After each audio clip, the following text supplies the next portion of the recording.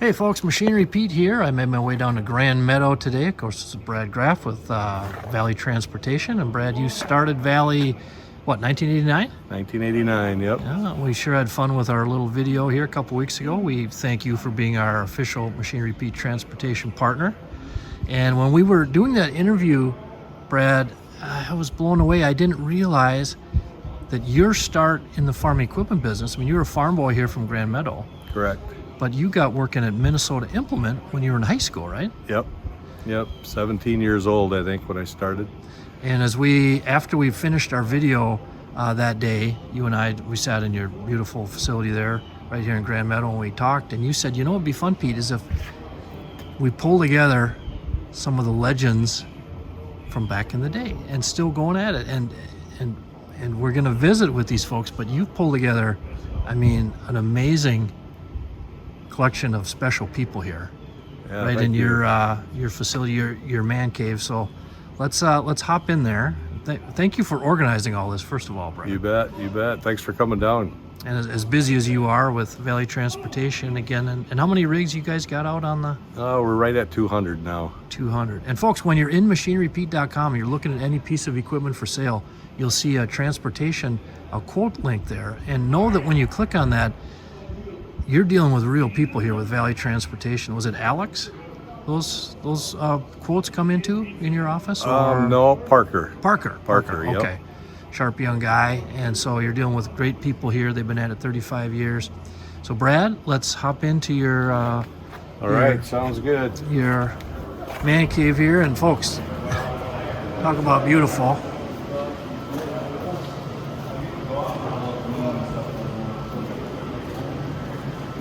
And we're in Grand Meadow, Minnesota, folks, about a half hour from Rochester. And first off, Brad, let's talk to Conrad Clement. Connie? Hey.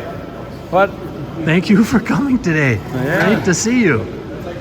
Now, Brad, you were telling me when you got started as a high school kid with Minnesota Implement, and Connie, that was a business that you started, what was it, April of 1969? 69, yeah. April 69. Okay, and of course, everyone knows Conrad with Featherlight. You bought Featherlight. What year was that? Bought that in 88. 1988. Yeah. And employed, how many people did you employ there in Northeast Iowa and Cresco at one? Well, when we sold Featherlight, we had a little over 1,000 employees in Cresco, and then we had 200 and some down in Florida in the coach division. Right. But Well, Connie, thank you for what you've done for Northeast Iowa. but we always had 75 or 100 here, I think. Yeah, for sure. And Connie, you got your start in the farm and equipment business in your home in Newton, Iowa, correct? Yeah. So in the mid 60s? Well, yeah, in the early 60s. I graduated in 62, and I was in I had a gas station in Monroe, and a Shell station there by the square. Okay. And we used to sell gas for, most of it was 18.9. Okay. 18.9, and sometimes we'd have a gas where we sold it as cheap as 13.9. 13.9. There you go. A little higher Wow. than that today. Just a little. It'd be nice if it was 13.9 as your no. Valley Transportation, Brad. We used to, well, that's just 15 miles north of Knoxville, where they have the Knoxville Nationals sprint car races. Okay. And we used to go down there. I used to go down there with a wrecker, pick up the cars and the wrecks, and then I'd hurry up and beat the crowd home and open up again around 11, 12 o'clock and sell gas. There you go. So you had a gas station and you were buying and selling used equipment. Yeah, and that's where I started really buying and selling used equipment. And when you came up here with Minnesota Implement, you were buying and selling used, again, April of 69. And then tell the story, kind of how you got into the auction business. Well, we had an auction of our own, and right here in Grand Meadow. Right here in Grand Meadow, yeah. But McWhorter Implement, Baxter, Bob McWhorter. Yeah. Legend. And RD and Benny Buckland. See, they were my partners. Okay. When I moved up here, because I didn't have nearly enough money, and so all we had to do was move machinery north, and it was worth more money, Right. especially tractors. But you started having auctions all over the country. Yeah, and then we started having our own auctions, and then we started Midwest Auction Company. Midwest Auction, okay. I went to Rice Auctions College down in Mason City. Yep.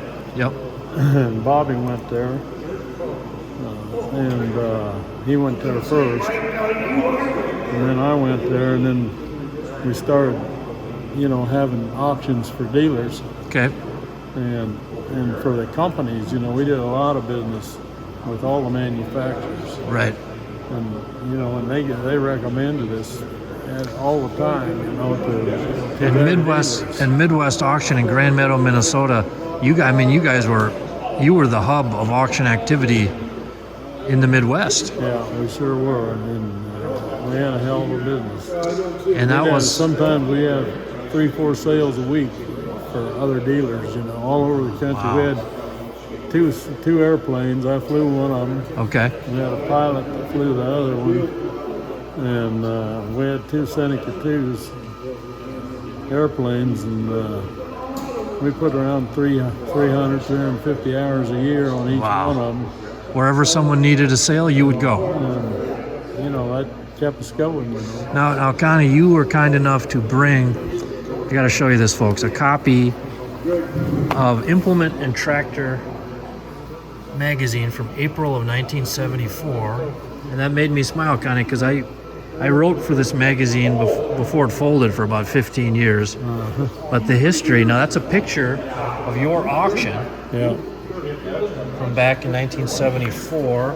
I think it was March 11th, 74. Yeah, and look at the headline, folks. A wild day at Grand Meadow. And is that you, Connie, there? This is me here. You look great there, and you look great today. Fantastic. Well, thank you. Now, you said you had, I think the total sale. See, this is Johnny Godley from Charlotte, North Carolina. He's one of our auctioneers. God, no. And then right there was Bob McWhorter, R.D. McWhorter. Sure. They called him Bobby. Yep. That's him there. He's auctioneering right there. You were selling a 4430 that day. I think it said it went for $19,000. Yeah, probably. So you were buying equipment from dealers all over the country, kind of at wholesale back then? Well, the only difference between wholesale and retail, there's no sales tax. Yeah, right. you would find them all over the country and then bring them and then sell them here. That's fantastic. I think the story said that the total sale that day was almost $1.3 million. Yeah, see, and That's 50 years ago. This was before we had any consignments. Okay. It says in this article here from Implement and Tractor that this was the largest sale they had ever attended that wasn't a consignment auction. Right.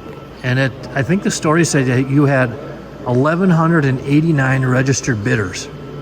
Yeah, something like that. That is what a thing that was for Grand Meadow to bring those people in. And Brad, you grew up you were a farm boy here. Yeah, just down the road a mile from the auction yard there. So you probably grew up going to the sales. Well, he's still growing up. Yeah. Connie, hey, you got to be proud of the business that Brad has built with yeah, for sure. Valley Transportation. We've been friends most of the time ever since we moved here. I actually got my start with Conrad. I went back to work with him in, I think it was 1986. Okay. And he had 6 trucks at the time. He wanted me to come back and dispatch his trucks. Okay. So that's where I kind of got my feet wet with trucking. Wow. And then when he bought Featherlight in 88, we had 30 trucks that we were hauling equipment all over, for the auction company and the equipment, the implement business, Right. that's where I really got my start, you know. And then you must have learned. I taught him everything you know. I was gonna say, Brad, what did you learn from Connie over the years? Yeah, he was my college professor, so he taught me a lot. So, Right. Yeah, there was, you know, and it just, you know, the training was a little lax back in that day. I think I got a phone book, and that was about it. We figured it out. Well, it's a people business, isn't it? Oh, for sure. And Connie, I mean, you, again, with what you've done, I mean, what did you enjoy most about buying and selling used equipment in the auction business? Well, we enjoyed the auction business big time, you know, and that's why it grew so much, you know, because I put a lot of emphasis on that. Right. And, you know, but we knew the value of all of the equipment, Right. all brands, Right. and we had really, you know, so when the in Minnesota Implement bought equipment, Midwest Auction sold it for commission for dealers, Sure. dealers and farmers, mostly dealers. And you got to realize this was all done on paper ledger. Right. You know, there wasn't computers back in the day when he first started. You know. No computers, no I think internet. we had computers finally after I got there. I think we started getting some. We had computers for the accounting department, Yeah. but nothing for the. And Connie, you were saying, you were telling me, you know, you were a pilot, Yeah. and you actually were flying throughout Canada, just visually looking for where the farm ground was, so Well, that you Johnny- could advertise up Yeah, there. Johnny Lynch, who was one of our main buyers, he and I we rented an airplane over here at the Austin Airport, 206 Cessna, Okay. and Frank Allman was our pilot, and he worked over there at the airport, and we rented it for a week, and we flew all over Western Canada and mapped out the entire country where there was farming. And, you know, because you get on up north of Winnipeg, and, you know, and you get into not very far north some places, why you know, there is no farming. Right, So right. there's no use of advertising. But You know, Minnesota Implement, you were advertising all over the country. Yeah, Again, no internet. yeah. So your business that you built both on the used equipment side and the auction biz, I mean, you guys were decades ahead in theory of what you were doing. I mean, now auction companies travel all over the country. You were doing that back in the 70s. Yeah. No, we had there was a few auction companies that sold construction equipment, and one or two that sold specialized in trucks. And we did the same thing what they were doing too, you know. But And Brad, that had to be just, I mean, as a young guy to watch that business grow. And then as a high schooler, you came and worked in the business. Yeah. What do you remember about those auction days when you were helping out? You know, we did a lot of the detail work, cleaning tractors, changing tires, and just whatever come about, you know. But then on auction day, we always were the ones that driving the tractors through. So we kind of, between Tracy and I, we helped line up the people to drive the tractors through. And Tracy, Connie's son. Your son, right? Okay. Yeah. So Did you have favorite tractors back in the day that you? Oh yeah, we always used to pick some of the better ones. We tried anyway. Such as, what were your favorites? Oh, the 44 series, you know, Yeah. 4430s and you know, that type of stuff. you know, I think this might be Tracy here. I think, you were saying that earlier. I think you're right. That'd have been about the age he would have been in 74. You guys know what that 4430 would be worth now with low hours? 75,000. I think you're right, Connie. You are right. Yeah. So, but you knew the value of everything. You were selling it. We knew the serial numbers. We knew the years. We knew everything. You must have had so many farmers just calling you up saying, "Connie, I'm looking at buying whatever. What do you think it's worth?" Well, we had them. Sometimes they'd do that. Sometimes we'd call them. You know. Yeah. If we knew they were looking for something, we'd call Right. them. Right. But And it was, so now, and again, you had a history growing up with race cars, and now am I remembering you owned the Iowa Speedway? Yeah, but that was a lot later. Okay. That was way after we had that. Okay. We need to do another video about that farming racing connection sometime, Connie. Well, they don't intertwine all that much. Okay. Well, We can do that. I would love to. And again, and Connie, just thank you again on behalf of the farm audience for what you've done over the years, the jobs you've created, and helping farmers get, find and acquire that used equipment they needed. You were way ahead of your time, and hats off again for what you did. Yeah, we were ahead of most of the nation. You were ahead of everyone, Connie. That's fantastic. You were One time, we used to buy a lot of tractors in Sykeston, Missouri. Sure. Hale Auction and Brewer and Yep. Kenny Hall and them auction companies down Yep, there. One yep. time we had 120 some tractors that we owned sitting there ready In to, Sykeston. ready to bring home. That's a good pipeline there. And now you're here in Grand Meadow, of course, a great community, folks. If you aren't familiar, southeast Minnesota, or Brad, where you grew up, I mean, it's an awesome town. Do you have any particular auction memories, Connie, from Grand Meadow, of any days or sales that stand out for whatever reason? Well, they all stood out. Yeah. We just did a good job, but we brought the community in. They served lunches, Right. churches and schools. And Oh, it must have been, So 1,200 bidders. they served lunch and all made good money. Right, And, right. Had a good lunch and made some money doing it. And Brad, you have particular memories of individual auctions when you were a kid helping out? No, I guess the ones I remember the most is the winter ones. The when cold it was ones. cold out and Yeah. trying to get the tractors Yeah. started. And, That was a hell of a job. we used to go through a lot of ether and Oof. jumper cables and just Fingers are whatever. still numb, huh? Yeah. We let them run. Some of them we had to let them run all night. Now, Connie, I bounce a theory off you that I've been covering auctions 35 years, and it seems like bad weather kind of makes bidding be a little more strong sometimes. Yeah, I never seen a bad sale on a bad day. Right. There you go, folks. My theory has been proved by the man himself. Yeah. Connie, thank you for sharing your stories. Folks, I'll pan around here. We have some legends in the equipment and auction business here, and we will probably work our way back to you, Connie, but thank you for getting us started. Appreciate that. So, Brad, let's go down the line here. All right.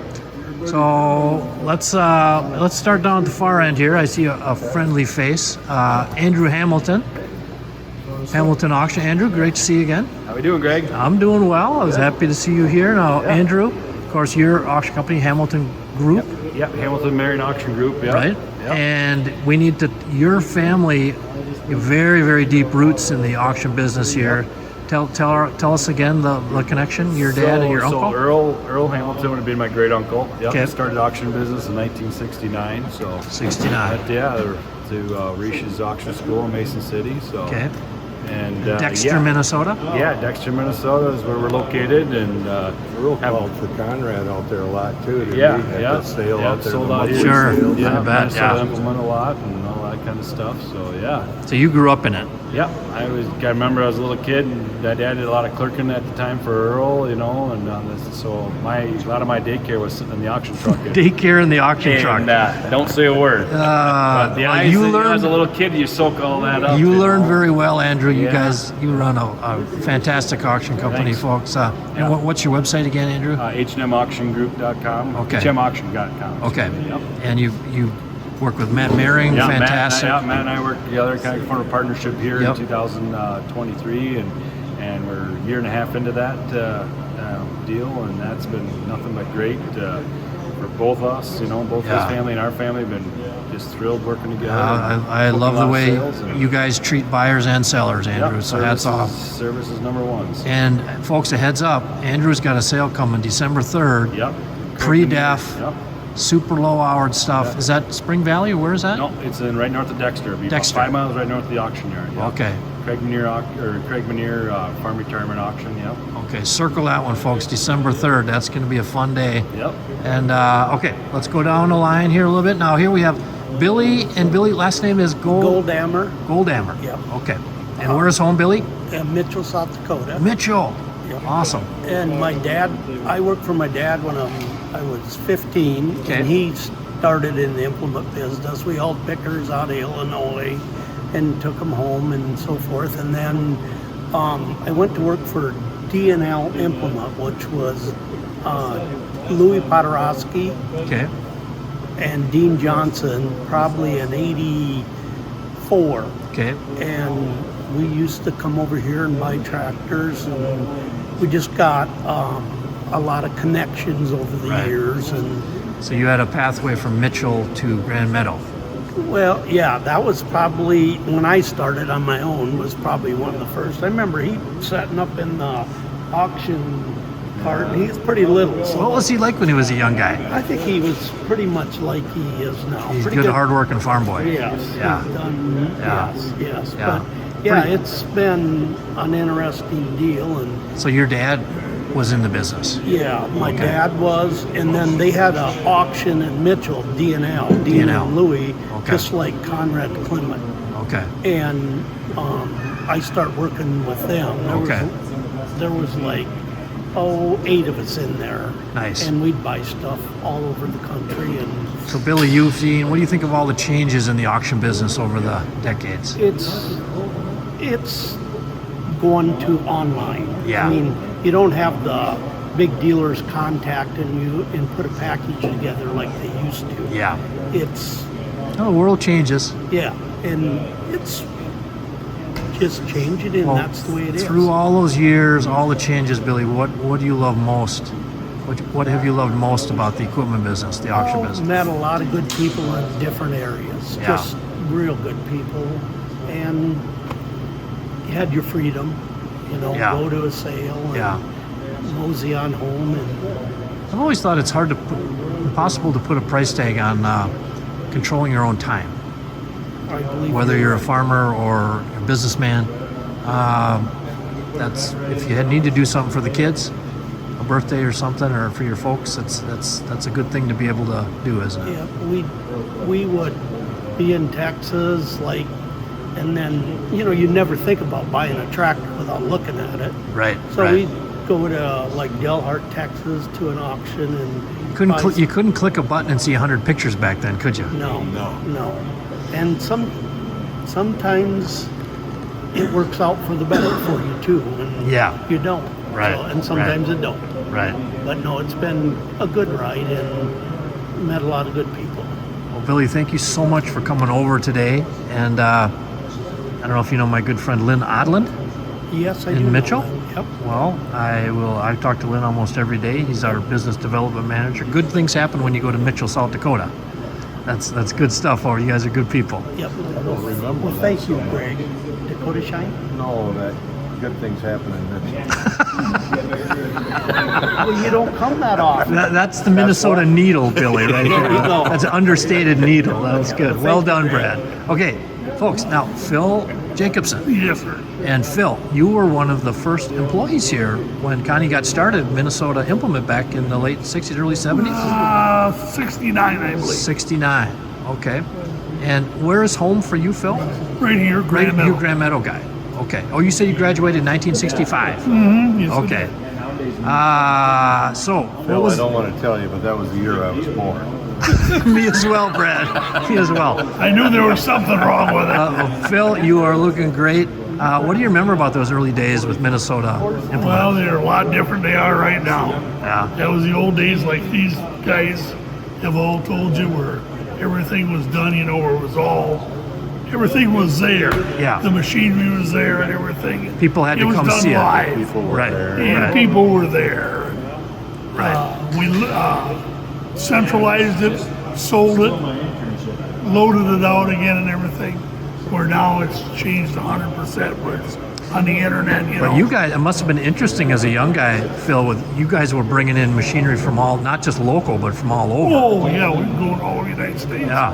That had to be kind of a interesting gig when you were a young buck. It was really very interesting.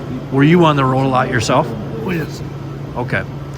And what do you remember were some of the hottest tractors back then in like the late 60s, early 70s? Well, it's about like that magazine that Conrad brought. The 4430 was probably probably the tractor that changed the market. Yeah, that was a beauty, It was a wasn't it? 30 Series John Deere. Yeah, yeah. I don't know, Brad, if I ever showed you that picture. A friend of mine in Illinois, a son of a dealer, had a picture of the day Deere released the 30 Series tractors, August of '72. And their big release, they had cardboard over the cabs. That was the big grand release. Yes. I remember that. Yeah. So it's Yeah, when they shipped them, they had the cabs covered. yeah, I remember it was seeing it was really secretive. But what did you love most about the business over the years, Phil? Excuse me, I didn't. What did you love most about the business over the years? The traveling and all that, and getting to meet people, Yeah. see how it was done. Did you have any favorite states that you like to visit for particular reasons? The state of Nebraska treated me about as good as any. Okay. Did you get out into western Nebraska? Were you mostly eastern or all over? One end to the other. Okay. Yeah, good folks out in Nebraska. Phil and I used to go out, and I'd go with Phil and set auctions up with Midwest auctions back in the days. When you guys were traveling to do auctions. Yeah. Remember when we done that big one from McClymont at Holdridge? Yeah. Big John Deere deal. What was the name of the dealer? McClymont at Holdridge. Holdridge. It was so hot. Remember that, Brett? Yeah. We started work at 3 o'clock in the morning, Yeah. Oh, to avoid the but we heat. quit at noon. Yeah, western Horrible. Nebraska is a little hotter than Minnesota, isn't it? Yeah. And it was hot then. Wow. Yeah. Well, now, Phil, which would you rather work an auction on a day that's like 0 and windy or 100 degrees? And Neither one of them are very happy. he paused there, didn't he, Brad? I guess right now I'd probably take the 100-degree one. Oh, you would? Okay. I'm still hanging on that 0 because we can just put more layers on. No. I'm not saying either one of them's good. Yeah, neither one of them are fun, that's for Yeah. sure. How about you, Brad, as your crew? I mean, your guys are going all over the place. I mean, cold weather, you guys do it all. Yeah, we got a lot of southern drivers, so they'd much rather load in 110 degree Yeah. Arizona heat than They come up here, it's a good training for this them. 10, 15 below doesn't cut it for them very well. Wow. You'd be surprised at the guys that come getting off an airplane here and it's 20 degrees and they forgot a coat. Yeah, that's when you get religion, isn't it? Yeah, that's for sure. And Phil, you stayed involved with the auction business I retired 15 years ago. 15 years ago. Okay. Yes, I did. And you were working with Gailing with Auction Ron, out of Preston. Gailing, legendary company there. And what was it like working with my friend Ron all those years? We graduated from school together, so we were quite well acquainted ahead of that. So Ron was class of '65 Grand Meadow as Yes, well. he was. Okay, Also awesome. his wife. Nice. That well, man, you guys over there with Gailing kind of helped me get my start over the years. I live in Rochester. I'd come down and cover your guys' big auctions, and people always enjoyed your sales and the way you did them. And one question people always ask me is they'd see video of a sale, we'd film it be 0 degrees, and Ron never wore a hat. No, he How never did he do that? I guess he had ears that never froze. He's a warm-blooded Minnesotan. Yeah, I always question that. I don't know how he stood that, just being out there all day like that. In the years I've known him, I don't know that I ever saw him wear a hat during a complete sale. Yeah, Ron is No matter how cold. he's a true Minnesotan. And how's Ron doing? Is he doing well? As far as I know, I saw him a few weeks ago. He was doing Okay, well. good. And now in Preston, Minnesota, is the Branding Iron restaurant still going? Yes, it is. Okay, folks, hop off the highway, stop and eat at the Branding Iron. It's a great place. You got Phil's recommendation and Machinery Pete. So Phil, thank you for sharing those stories. Awesome. Thank So now, Brad, I think next, not to interrupt, but I think we have your uncle here, don't we? Yeah, my uncle. Is this Dwayne? Dwayne Grafe? Dwayne, Grafe, yeah. Dwayne, we haven't met, The legend. talked to you, but I'm Legend. Greg. Nice to see you. around here? Rochester, yes. Yes, we're neighbors. But Dwayne, so you are Brad's uncle. And when did you get your start in the auction business? 59. 1959. And what do you remember about having auctions back then, 60 years ago? It was lean. It was lean? Yeah. It's just a different era, The wasn't first it? auction I had was right south of Grand Meadow. Was right around Grand Meadow here? It was right down southeast here, Grand Okay. Meadow, about 2.5, 3 miles. Was it a retirement sale? It was for a guy by the name of Pete Ottman. Okay. You remember any equipment that he had? Yeah, something like that stuff right over there. There you go. And we'll get to the stories on those tractors in a little Only bit, this folks. wasn't quite as pretty. That stuff is pretty. And Dwayne, did Brad tell me you are 90 years young? Close. Almost 90. 89, right? 89. 89, yeah. What's the secret? I mean, you look fantastic. You don't look like you're 89. I drink a lot of Jack Daniels. Little Jack. Okay. You believe that? I like to put a little Diet Coke in there on mine. Is that? Oh, You that's, believe that? I'll tell you. no, that's awesome. And so, where do you live now, Dwayne? Are you? Rochester. Oh, you're okay. So we're neighbors, right there. Yeah. Well, we need to have lunch and tell some more auction stories. But what was young Brad like here when he was growing up? I can't put that on camera. Good, hard-working farm boy, huh? Awesome. Well, Grafe Auction, what a great company you guys have built there. And did you start that, or was that your brothers, or Grafe Auction? Yes. Yeah, Dwayne started. Well, you started that in 1959. In 1959. Okay. Okay. I was a lone ranger. Yeah, and his son Judd Grafe owns it now and Okay. operates it. So, Okay. yeah. Well, very, very progressive. I've seen you guys with ads on KTTC TV for your auctions and stuff. So you guys do an awesome job. You just, I think, had a sale for our friend Danny Anderson from Pine Island. You know Danny? Yeah, Dirt Boys with International Tractors. I know who he is. I think you guys sold his the first 1086 last year for him. Did 86? did a real nice job. Yeah. Yeah. Well, Dwayne. But anyway,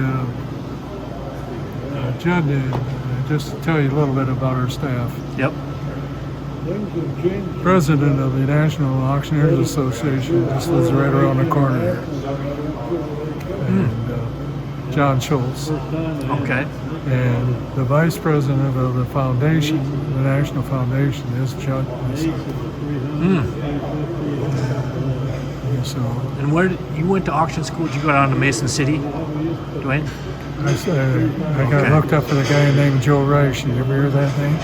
Yes, Hall of Fame legend. Yeah. And we had a entry fee for a 2-week course. How much was the Room entry and fee? board. Remember how much it was? I do. $125. 125. That probably felt like a ton. Oh, probably was a ton of money back then, right? That was a lot of money for Yeah. me. Yeah. So you got your license and came back up this way, and you set sail, and off you went. Pardon? And you got your license, and off you went into the auction business. Yeah. I read about your postings. So Well, thank you. Thank you for noticing, Dwayne. I appreciate that. And, We need to do more. I was only going to call you and see if I couldn't get a loan. He Well, won't give me anything. Brad. He just siphons the money out of me. Oh, hey, we will. We need to get together and have lunch and tell some more stories today. But You got to have fun in this hey, business. you got to. And what over all your years in the auction business, Dwayne? Again, what did you love the Well, I most? was active probably for 50 years, close. 65 years. 65 years. Yeah. What did you love most about the business? What they know about it? Or what did you love most about What it? you like the most? Well, people. People. Yeah. Yeah.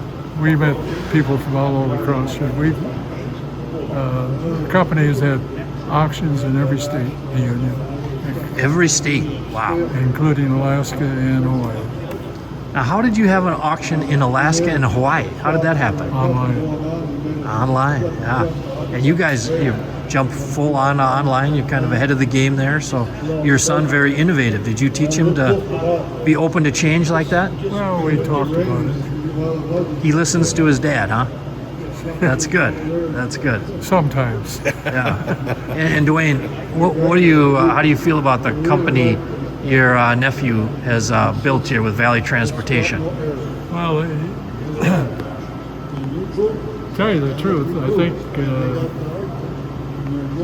he probably doesn't remember it, but when he first started in the trucking business, back in them days, it was hard to get lenders Yeah. for money, you know, because they didn't, the lenders were turning their nose up. Sure. But anyhow, he come to me one day and asked me if I put a truck out with him. And it was risky business at that time. Yeah. And that was about, what was it, like third or fourth truck you had or something, I don't remember. Yeah, that would have been in the early 90s. Yeah, and you started in '89. Yeah. Yeah. Maybe in 91 or Yeah. so. Yeah, He's built quite a company, hasn't he? Yeah, but he did cut me in, I don't know. You keep working on him, Dwayne, okay? Awesome. Hey, thank you for sharing your experiences, Hey, Dwayne. nice Hey, great. to meet you. We need to Get talk more. Rochester, give me a call. Hey, I live in Rochester. So where's your favorite restaurant? Where do you like to eat in Rochester? Well, I eat all over, but I tell you what, if you want to come someday, every Monday morning, I'm at Grandma's Kitchen. Grandma's, oh, awesome. I'll come drop in on you guys in Grandma's, okay? I am the commander of the Korean War Veterans Club up there. Wow. How many folks do you have get together for breakfast? Well, we got like about 130 people that are members, but anyhow, 20, 25, a lot of them change Wow. up 31. They're all 90. Well, Dwayne, thank you for serving our country, and that's fantastic. We owe you a debt, and your guys a debt of gratitude. So you did the duty. That's awesome. Well, good stuff. And Grandma's Cafe is a good restaurant. You stop by there sometime. Monday morning, what time do you guys meet down there? We meet at 8:30. 8:30. If you Okay. come like at 8 or so, why then Okay. I might round up enough money to buy you a dig. Awesome. And we can get Brad to come up from Grand Meadow too. That'd be awesome. Great stuff, Dwayne. Thanks much.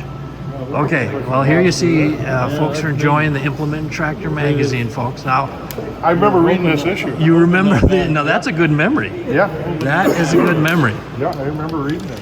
So, folks, we have Danny, right? Danny Blank Implement, correct? Up St. Cloud, Minnesota way. Well, it used to be blank up, and now it's probably nothing. But Right, but business was started by my father, Your and father. he started in him and his brother started hauling thrash machines in 1948, wow. and they Maybe were up. we should get his brother let's bring Tom in. here. Tom Blank, brother. Do both of them So together here. Blank Implement. I'm a Benson, Minnesota boy. You guys up? You say you're east of St. Cloud? Yeah, That's where you were. Okay, so your dad's, and what was Dad's name again? Ray. Ray. And he started the business in what year? Well, he started there in St. Cloud in 1951. 51. But him and his brother, he was up by north of Foley, by Ramey or Brennyville. Okay. And they started hauling thrash machines in 1948, I think. Hauling thrash machines. Brett, yeah, have you hauled sneak any by threshing machines? Yeah, it's been a while, but we have. Have you really? Oh yeah. You haul thrash machines?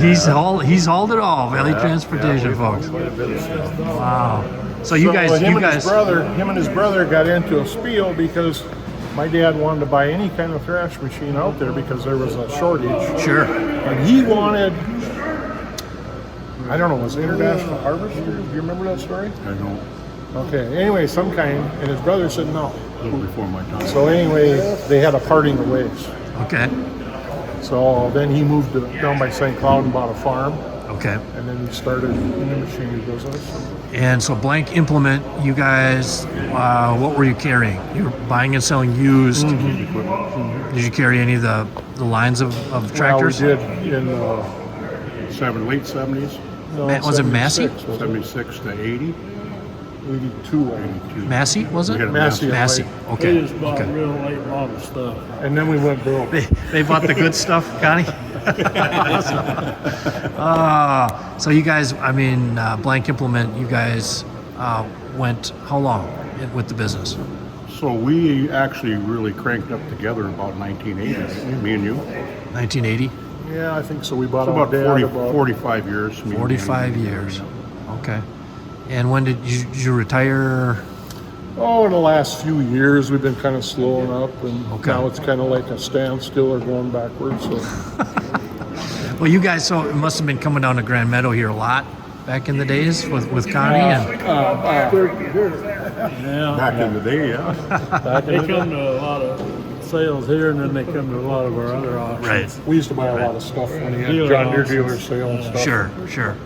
And up around that St. Cloud area, great, dairy country up there, central Minnesota. Used to be really good dairy. Used to. Yeah. But I suppose the appreciation for good quality used equipment, you guys knew that there was a market there, and so wherever you could acquire it. So what did you guys love most about the farm equipment business over the years? What'd you say? I'm not saying we ever loved much, but we had to make a living. We Well, liked it Tom, when we made Dan, money. Danny seems kind of negative here. No, it's you guys must have met so many people. Oh, we met I people. mean, all over, yeah. And you guys know my dad, yeah. Jerry. Yep. And thank you for asking about him before. Dad turned 87 yesterday. He's doing well. What? And then Jerry's old partner, Abner. Yes. Jacobson. Oh, you guys dealt with Abner Jacobson. Well, no, not really. My dad. But I bought some Okay. tractors from Abner. Okay. Oh, you did? Yeah. Okay. I didn't know. Oh, okay. Well, Abner, was my dad's business partner, godfather to my youngest brother, great guy, legend in the auction biz. Yeah. And as I was telling you guys, everywhere I go now, it's been 7 years since I did that YouTube video with Abner, and he passed 2 years after that at 93, but people still comment about it, his Norwegian life wisdom. So if you guys were giving advice to young folks looking to get into the farm equipment business, let's start with you, Danny. What advice would you have? Don't get into it. See, there he's being negative again. No, Tom. I'm being Tom, are you very- the positive one, Tom? I'm being very positive. Okay. I think we should get in the trucking business. I really do. The trucking business is a lot more lucrative than the farm equipment business. Brad, hey, I'll I'm spin not to you. so sure I would go to that extent. Now, I know it's uncomfortable for us Minnesotans to give advice, Right. but what would you say to young people, whether in anything agricultural related or machine related? What advice You would know, you have? the entry level to get into the business today is so much harder in my eyes than it was even back when I started in Yeah. '89. Yeah. Everything's so expensive, and there's just a lot to it. So it takes a lot of capital. You got to make sure you got some good people behind you to help you go. We have a So, big inheritance. yeah. Okay, let me ask you guys now. In the world we live in, everyone, we have a technology company, Machinery Pete website and all this stuff, which is fantastic. But the one thing I've learned 35 years going to auctions and dealing with farm equipment dealers and farmers, it's still personal. So for young people, when I get a chance to visit with young people, I just try to tell them, sometimes put your phone down and talk to people. Right. And And I that- tell my sales staff that all the time. It's still a relationship business. Yeah. You got to have relationships with people to keep the customers, and it's a lot harder for somebody to walk away from you if you got a personal connection Right. with them. Yeah, So, and being able to converse with people, maybe someone a generation older, yeah. and not yeah. have your head down, but eye Right. contact. And Yeah. Tom, what do you, what pearls of Words of wisdom? Yes. See, now you St. Cloud guys, you're smart. I'm telling you, you guys are smart up there. So Well, yeah. You like can't be that smart. we got to put a bell on this guy. Yeah, I mean it'd be tough to get started right now in this business because It'd be impossible. it's everything's so high, and Yeah. it's just hard to get. $1 million doesn't go very far. You start buying machinery to Right. sell. When we first started this, we'd go out and you'd spend $100,000 and you'd haul for a month. Right. Now you can't even put one tractor on the. Yeah, the risk so- now of buying used equipment when you're clicking the bid button and it's $390,000 if you're off Right. is not. What's the vibe you guys are sensing from? And you guys still live up around central Minnesota? I do. He lives Yeah, I up live up in McGregor. northern Minnesota, McGregor. Oh, McGregor, you're up in God's country. Yeah. Wow, good stuff. It is God's country. What's the vibe in farm country that farmers you talk to or your old contacts? A little, tightening the It's belt. pretty negative. Yeah. And the few guys that are milking cows in our country, they got big herds. They're doing good. Yeah. The people that's got the fat cattle, Yeah. they're doing good. But now you anything guys- connected with cash crops, So you guys got your start in the early '80s.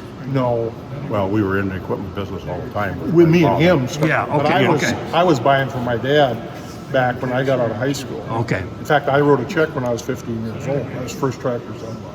What was the first tractor you bought, Danny? A pair of 620s and a TO 30 Ferguson. Do you remember what you gave for him? Yeah, I do. What'd I'd you like write to the- have them back today. They'd be worth a little more money, wouldn't I they? remember right where I bought them from. What was the check you wrote? How much It ballpark? was $3,000, I think. 3,000.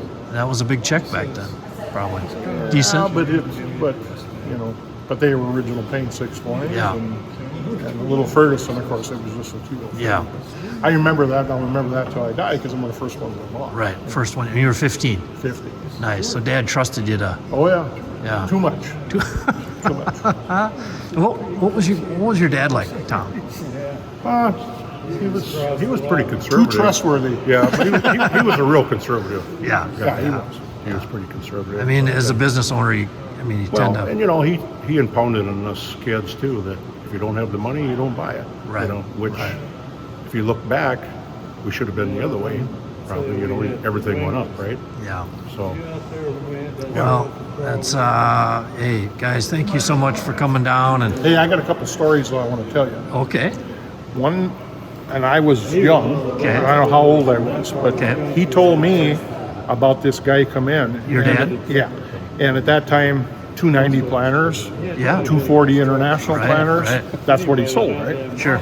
So anyway, he bought a 440 or a 444 international planter. Yep. And these old international guys will know that. But it's actually two rows put together, and they had a hitch bolted together. Sure. So the planter was sitting there, and he probably had 20 290s and whatever. He probably had 20, 25 corn planter. Guy come along, and he says, Ray, he said, I want to buy a planter. And Dad says, what are you looking for? Oh, I said, I don't carry international John Deere. So they walked out on the road, and they got walking. And here he come across this 4-row. And the guy looked at him, and he says, Ray, where in the world are you ever going to sell a 4-row planter? And Dad says, well, I'm hoping to, but you know, if I don't get it sold, I got the parts, I got the markers and stuff, I'll make 2 rows of it, which, you know, is real Yeah, easy to right, do because right. International did it. Sure. You know, I mean, isn't The that world something? has changed, Oh, hasn't my it? Where am I going to sell a 4-row planter? And you know, he was 91 when he passed away, and he seen all this stuff, you know. Right. And of course, I'd come home from auctioneering or whatever, and I'd tell him, Dad, and he was real interested, even when he was bet. 91 years old. Yeah. And he said, and I'd tell him what stuff is bringing and stuff. And he'd sit there and he'd say, you know, Danny, it really ain't that the stuff got higher. But he says the dollar isn't worth nothing anymore. Yeah. And he was 100% right. Yeah. 100%. Dad was wise. Yeah, very wise. So when I was down at Commodity Classic last March and Deere came out with their new 9RX 830, Yep. 84,000 pounds, we did a video. Yeah. You know what the number one thing people ask me? how do you haul it? Well, there's that. Yes. Well, there's your experience. They asked me, Machinery Pete, what's the price tag? Yeah. And 1.3 million for a new tractor. Now that I look at it And and what's go, it going to be worth in 2 or 3 well, years? that's me. So I'm like, okay, right, I'm with you. What's that going to be worth? Yeah. So it's a fascinating loop, isn't it? But Really? no, that's a great story, No, I Danny. mean, we've seen a lot of changes in this world. I mean, it's just unbelievable. Yeah, that's well, I was going to tell you too, these 2 tractors on the end of the trailer, Yep. I bought them on Tom and Oh, Danny's yes. auction up in Foley. When yeah. And what that we have a B and a. Oh wait! It was your third retirement Just sale? antique. Just sale. antique sale. Okay. Yeah. I had 100 and, I think I had 160 of them. Wow, Antique. 160. It Bobby, took you, Bobby sold. Bob, and we're gonna get to my good friend Bob Daly coming up. And by the way, folks, that is an all-time picture right there. Auction legend Bob Daly sitting in front of that beautiful. Was that a 40? 40. 40 crawl. Look at that thing, man. That's awesome. So, when was that sale, Danny? Was it 15. 15? Or 16. I don't remember exactly. That tractor had a cultivator with it, that one. And Okay. I come up to him and I says, Bradley, you buy the cultivator to go with it. Yeah. And Daryl Sinton was up in the truck. In the Oh, auction our truck friend Daryl, alongside. yes, You know from Daryl. Keystone, yeah. And I said, Bradley, you buy that cultivator that goes with it. And Brad said, I don't need that cultivator. Now, what'd you Brad, tell did me you that? listen to him? No, No, I you didn't don't? listen to him. I should have done it though, because I told him I've been kicking myself ever since. Oh, that is very cool that you bought. And Brad, you kind of bought those. I see a little picture of your late father down at the end of the bar there. Yep. And did you grow up on John Deere tractors as a Oh yeah. a kid here in Grand Meadow? Yep. Nice.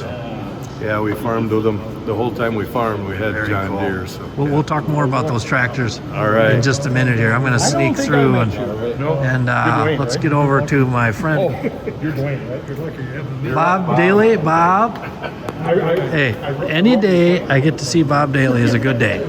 So thank you for coming up, Bob, from Colo, Iowa, Daly Auction Company. Of course, folks all over the country in the Midwest know and love the way you guys roll, Bob. And you kind of got your start up here as well, didn't you? Right. I started working for Connie and Working Bobby with- McWhorter and a couple of other auction companies. Okay. Back when I started. Now, did you grow up down around Colo? That's where you grew up? No, Where was home? Southern Iowa, Well, you're a Southern Iowa guy. What was your hometown? Grand River. Grand River. You never heard of it. I don't think I have. How big is Grand River? There ain't much left there. Yeah. When I was a kid, it was 7 miles to the nearest paved road. 7 miles to the nearest paved road. Wow. It was next to last town in the United States to get dial telephone. Now, Bob, you were telling me before we started filming here, but walk me through again how you got started in the equipment and the auction business. How did that play out for you? I was working for a case company there at Cole part-time when I was in college. And was that a company-owned store? It was a used equipment center, they called it. It was owned by Case. And that was in Colo? They had a lot of small company stores around Okay. town, To help them move used and equipment. they would bring it in there and Okay. resell it. And how old were you when you started working there? And I was still in college when I started there, probably 19 or 20. 19 or 20. Okay. And then, so how did that progress to working with Connie up here in Grand Meadow? The gentleman I was working for there at Colo, I was farming for him and stuff, and he passed away really young. He was 46. Okay. And so I started doing some trading on my own, and then started working for Connie and Bobby McWhorter. So trading on your own, what were you buying and selling? What was your wheelhouse back then, Bob? One piece at a time. Hey, and Bob, we've talked about it when I come down to visit you over the years, but you've worked with my dad, Jerry, over the years, and every time I tell Dad, he says, "Oh, Bob, tell Bob," I said, he loved working with you. And again, my dad was a John Deere dealer in West Central Minnesota where I grew up, but so you came up and started working for Connie. Connie, what do you remember about young Bob here when he was coming up to work for you? Oh, he probably ain't changed a hell of a lot. I don't know. He's just a good dude, isn't he? He's just Yeah. a damn good auctioneer, Yeah. good clear, One good of the clear best. auctioneer, and always worked hard. Yeah. Yeah. I don't know what else to say. Well, Bob, that's a pretty good description. It's succinct, but and we've I think 2 summers ago we were down filming one of our TV shows with you guys. You sold the heck out of some Case H. Bob Lee was the farmer. Has good stuff, and I don't know if I've told you, Bob, but of the 2,300 YouTube videos I posted, I think number 2 or 3. I didn't tell you I was coming, but I dropped in on one of your auctions. Yeah, I remember you sold a Gleaner R62 that day, and you sold it very well. But I just love the way you guys roll, and so now So when did you get your license? What year was that? Or no, In Iowa, we don't have to have you an got auction. into the business in the early 70s. It's the farm equipment business. farm equipment It business, was in right. the later 70s, 75 or 6 when I started auctioneering. So you're coming right on 50 years in the auction business. So are you self-trained in the auction, or you didn't go to school? I went to a couple of schools, all Did right. you? I got a teacher over Right. there that taught me quite a I bit. think Danny too. That's pretty impressive. Neither one of them guys went to school. They just kind of learned it Yeah, on well, their own. I mean, yeah, and look at the businesses they built. Fantastic. You should be the instructor now, Bob. I don't think so. What's your take now? We work with 1,100 auctioneers all over the U.S. and Canada, and I love the differences. It seems to me that you have to be yourself, right? You can't try to be something you're not. But what have been your, I don't want to say secrets, but I mean, you always have a nice clip to your sale. You go pretty quickly. What's worked for you over the years, Bob? Just get it set up right and get it done. Get it set up right, get it done. Yep, I love it. I'll tell you a little story about Bob. I don't even know if he remembers it or not, but this 80 acres that I own here, we were on our way to Litchfield to an auction one day, and Sure. the night before I stopped at a casino. I don't even remember what town that was. And I was playing blackjack, and I looked across, and Bob was sitting across the table. Okay. And I went over and sat down by him. We got to talking, and I started telling him about this 80 acres, you know. Yep.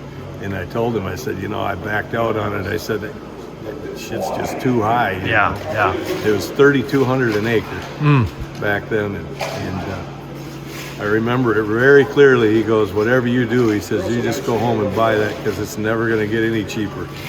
So I came back and bought it and that's turned home. it into the development and everything, and that's Wow. where I'm at. Wow. Sage advice, Bob. That's and very understated. You just told him from the gut. It was good advice. Sometimes I was right, sometimes I was wrong. Oh, that's awesome.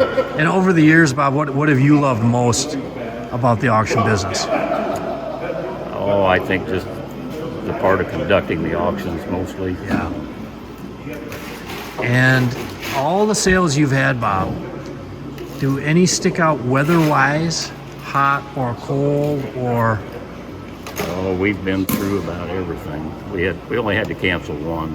I asked you that, and it was amazing. Only one time all the sales you've had over the decades had to cancel. Would you get just like a whiteout blizzard that day or We something? couldn't get there. Yeah.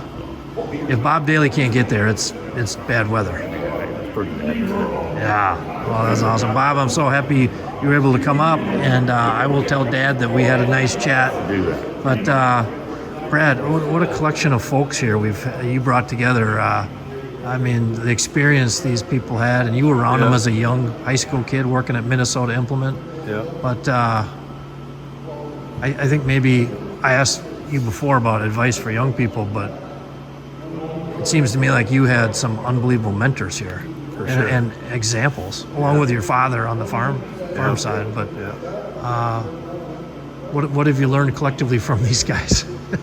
Oh, you know, the relationship side of it is probably the most important, you know. Yeah. So I've been in touch with all these guys for many years. Yeah. You know, so Yeah, that was probably the biggest thing. I love it. Yeah. Well, before we stop the interview, Brad, let's go down and check out those other two tractors on there. Okay. And folks, by the way, oh yes, Connie. One thing I was gonna, weather-wise, made me think about this.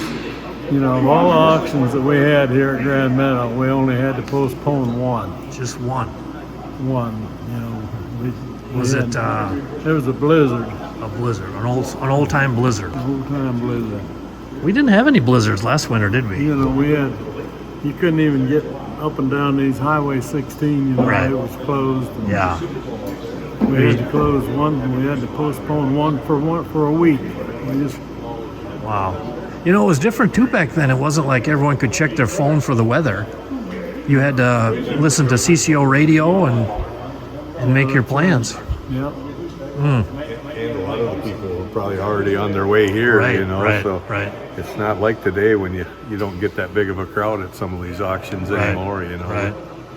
Talking, would you had 1,100 bidders coming to an auction in Grand Meadow, you know, you got Yeah. people coming from a long ways away. Yeah. Yeah. Well, even as a young guy, you must have known that's a hell of a thing to bring in 1,200 people to Oh, your yeah. hometown of Grand Meadow. Yeah, for and that's sure. just the bidding numbers. If they had a spouse or a brother or a friend, I We mean, had lots of times we had 2,000, 2,500. how many hamburgers did you? I didn't. That wasn't my department. They sold a lot of them. So a lot of them, and the churches and the schools, Yeah. and everybody made a lot of money. Right, They right, always did a wonderful job too. right, They did. right. Bob, you've all the auctions you've seen. The changes these days. We were talking. You just had a fantastic sale last month, late model equipment, and gosh, your bidders are probably online all over North America, I suppose. We had a lot of online bidders. Yeah, It's kind of the coming thing, it looks like. right. Now, as someone behind the mic, who is, you do legendary. People love going to sales to hear you call and sell equipment. That the online only piece. How do you feel about that? It kind of depends on the customer. We let them kind of figure Yeah. out what they want to do and Right. do it accordingly. Right. The sale we had there the last time, that guy, he wanted a sale on his You farm. wanted a sale. Right. So all the family could come and Right. all that. Interesting too. Now I got my start in 1989, so right at the end of the 80s. But I was a young guy. I mean, I was sensitive to that decade we just came through. When you said the word auction, there was probably a lot of pain behind it. But you've seen the ups and downs and all that, and kind of you as well. Now auctions. We used to have a lot of auctions.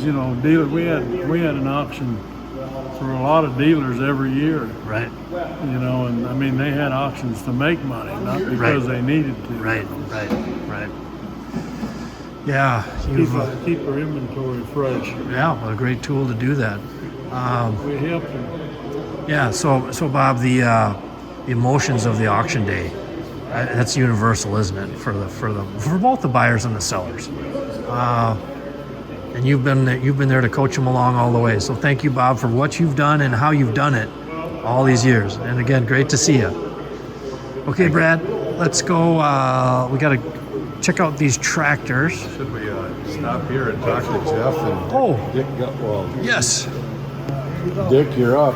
you're up, Dick. Okay, so Dick, and Dick, home for you is where? I'm in Hillman, Minnesota, Hillman. Okay.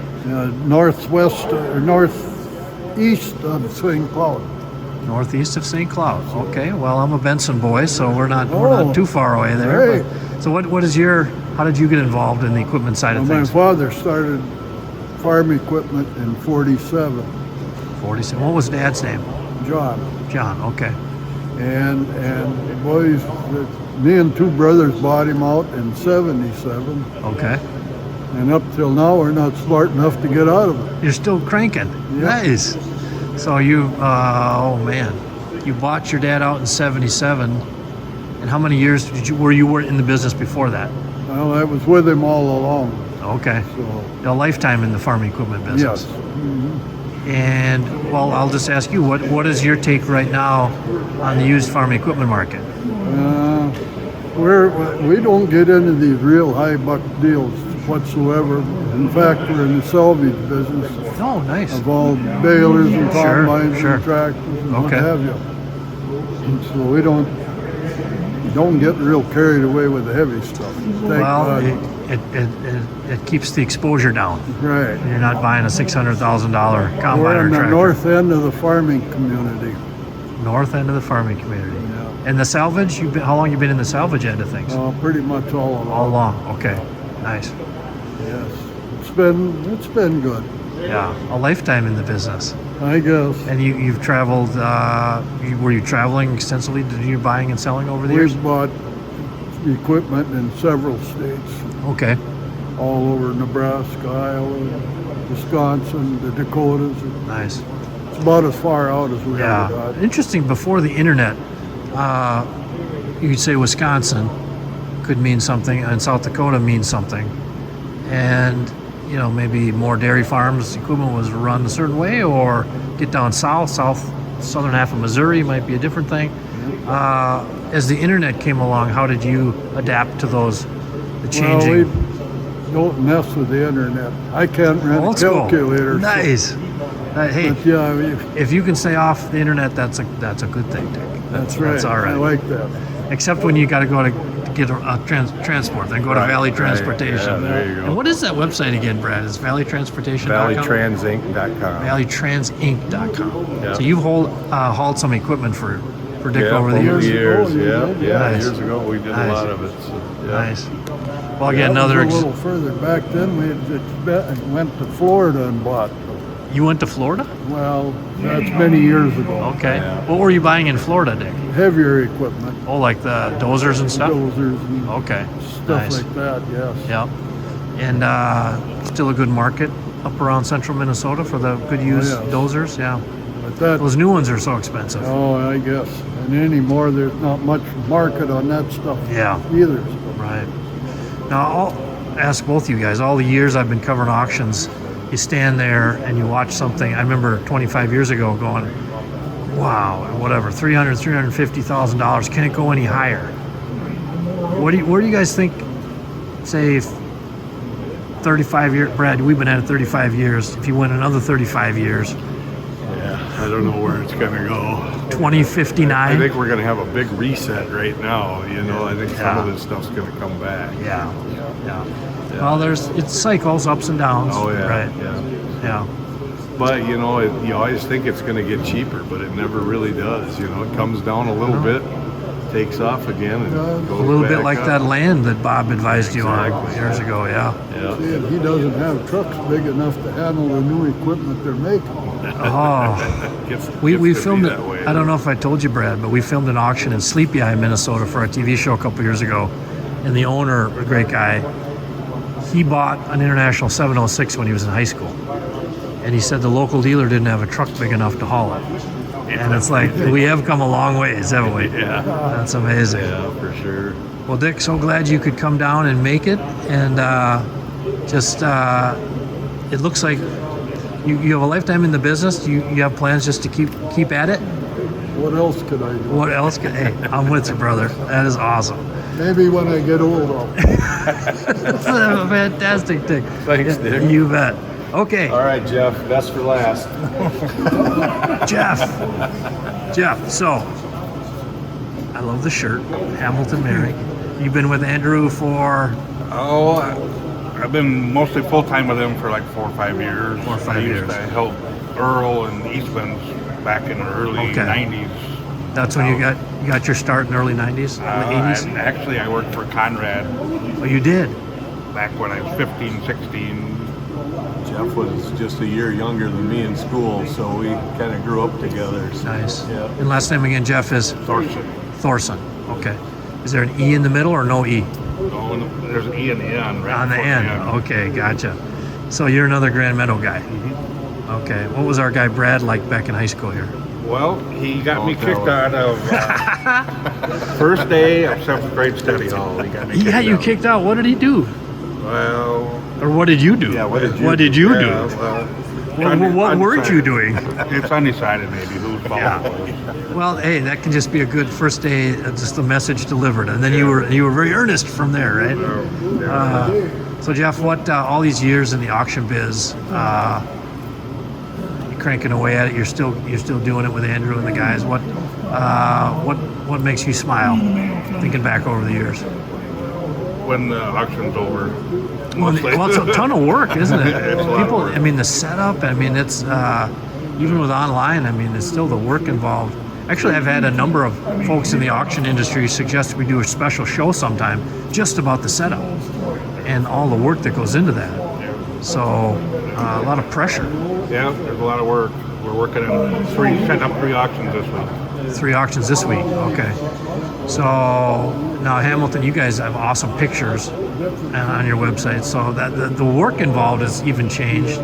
Used to be, I mean, maybe 1 picture of an item, Yep. and now it's just different. But you do what you got to do, right? Yeah, pictures tell a story. Right. Pictures tell a story. Yeah, and I think the coming thing, what we need to do collectively, is get video interviews with the sellers. It's tricky because upper Midwest farmers don't like to stand on a soapbox. Yeah. And you know your customers, Brad. But when you get them, you say, "Hey, Bob, tell me about your tractor." That changes things, doesn't it? And then they tell you. And I think when somebody in Tennessee sees that Minnesota guy talking about his John Deere B, it kind of like reaches through the screen and grabs you and says, "Hey, bid on this thing." Yep. But More personalized. so, any memorable auctions over your career, Jeff, that stand out for any particular reasons? Oh, I remember, back in the early 80s when Minnesota Implement was going, standing out in line, driving all those tractors through. So It you was and Brad were cold. driving them through? It Yeah. was cold or it was hot. Yeah. We were out there for a long time.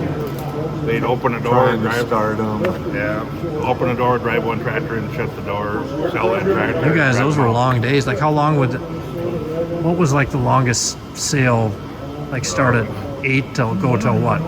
So they probably started at 8 or 9, and we were unloading stuff, equipment that was going on the sale, and then they sold the machinery first, Yeah. and then we had the drive-through sale. Drive-through, So, right. I mean, there's a lot of times they'd run 10, 11, 12 o'clock at night. So you 18-hour day.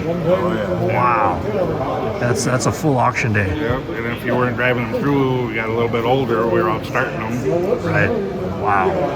And those sales they started quarterly. Did they get to monthly here? Every month. Every month. Yeah. So then you'd have the sale, and then, oh my gosh, all the work with people coming to pick up and all loading. Oh my gosh. There was no off switch for you guys. No, not at all. That's kind of good preparation for life and business, though, wasn't it? No off switch. Oh man. Yeah. Well, that's great stuff. Well, Jeff, and so you guys again, you were Grand Meadow High School class of 1984. I was 84. He was 84, I was 83. 83 and 4, okay. And I think I maybe mentioned this in our video earlier, Brad, but Grand Meadow High School, the best nickname in Minnesota, I think, the Superlarks. Yeah. I never knew what a Superlark was, but I just liked it. You Grand Meadow guys are all right. That's good stuff. Jeff, thank you for coming up and sharing the story. And again, folks, Hamilton Marion, a couple great auctions coming up again. Circle that December 3rd one. That one's not online yet, is it? Most of it is. It is? Most of it okay, is. you've already been out working on that one. Yeah. What's the guy's or the folks' name? Veneer. Veneer. Okay. Veneer. Okay. December 3rd. I'll have to see if I can come out and film that one. That'll be a good one. Is that a live sale? It is. An old school live sale. Awesome. Good stuff. Thank you, Jeff. Loved it. Okay, Brad. Now, these tractors, this B, and what other we have here? I think that's an L, I think. L, okay. Yeah, yep. So these were you bought on Danny, was it Danny and Tom? Or just Danny and Tommy's. The L did. The B I bought from one of the guys that worked for me. Okay. His grandfather had it, and the motor was bad in it. So I ended up, one of my truck mechanics kind of liked tinkering with that, so he took it home, and they actually restored the whole tractor, him and one of his friends. Very cool. And folks, we haven't even talked about this, but the bar that we've been doing the interview along, I mean, look at this bar now. Again, Brad, you started Valley Transportation. So what did you do here? You I took a 53-foot step deck, And one of the same guys that restored that tractor, Yep. I took him out one day and I leaned up against it and I said, how much, do you think this would make a good bar? You think? We got to talking on how we could do it. So, yeah, we ended up just cutting the center out of it and taking all the cross members out of it. Wow. Yeah, and making You should probably have a patent on that. Yeah. Because I think some other people are going to get some good ideas here, but it's just fabulous. worked out pretty good. You know, the back axle's still left in it, so that's why we stopped here with taking the center out. Right. We just put a dummy axle on there so we could walk through, Right. you know, so it's not going across. And Peter built all your rigs, Valley Transportation, Pete's? Pretty much all Peterbilt, Nice, yeah. nice. Yeah. Bought out of Rochester, Allstate. Nice, nice. And what was the first rig you bought when you started Valley Transportation? My dad and I bought a brand new 91 Pete. Was the first one Nice. that we bought together. You don't still have it, do you? No, we don't. I wish we did, but yeah. Remember what would that cost? Early 90s? I still got the invoice on the wall in my office. It was $74,000. 74, and off you go. And were there like wasn't 25. much difference looking than that one right there. You know, it pretty much resembled that same. There you go. Well, you guys, I mean, amazing business that you've built. Brad, again, thank you for partnering with us at MachineryPete.com. Thank you. We love the association with you. We love how you guys roll. And now, this is a picture of your father, your late father. Yeah. So he passed, just last spring. Yeah, just last Okay. year. Yeah. So how old was Dad when he passed? He was 41, 80, so 87, I think. okay. 88, somewhere in there. 80 or 82. My math, Correct. 6 Yes, months, 82. 82, Okay. you're right, yep. But so Dad was a farmer here in Grand Meadow. Yes, yeah. Okay. Tell us about your dad. Well, we farmed until the mid 80s when everything went kibosh. Right. And then he was in the commodity business. So Oh, nice. he had an office here in town, and Okay. he actually worked for E.F. Hutton out of Rochester Oh, for sure. quite a few years Okay. too. So Okay. yeah, did a lot of that. So So you grew up around, working with Connie and the legends down there. Yeah. It looks like they're having fun down there, Brad. Yeah, I'm sure. This is awesome what you've brought together. But Yeah. what your dad, as you started the business in 1989, you and I got started the same year. Yep. What advice did he have, and what did he think about as you grew the business over the years? Well, he was actually in the business. He was a partner with us. Oh, he was? Okay. So Okay. we kind of utilized him for just a little capital and, Sure, and an sure. office building because Yep. he had his commodity office here in town. you Okay. know. Okay. So we actually started right out of his office. Nice. And he was a 25% partner along with 3 other guys. Sure. So, Okay. but over the years, I ended up buying those guys out. Right. We actually, Pat Steinkamp, he's still with me today. He was one of the partners. So Nice. a lot of the dealers out there will know Pat's name. So. Right. Well, Dad had to be pretty darn proud of what you have turned Valley Transportation into. Yeah, for sure. That's very cool. Well, Brad, again, I'm so happy when we did that interview, you had the idea of bringing these guys together and to be able to capture them in voice. Like I say, before we started recording, my hope is that 30, 40, 50 years from now, people can watch this video and hear Connie or your Uncle Dwayne or Sure. Bob Daly, yourself, Andrew. Yeah, it was a great idea. Thank you so much for arranging. I know you're a busy dude, but this has been one fun afternoon. Yeah, well, I appreciate you coming down, Greg.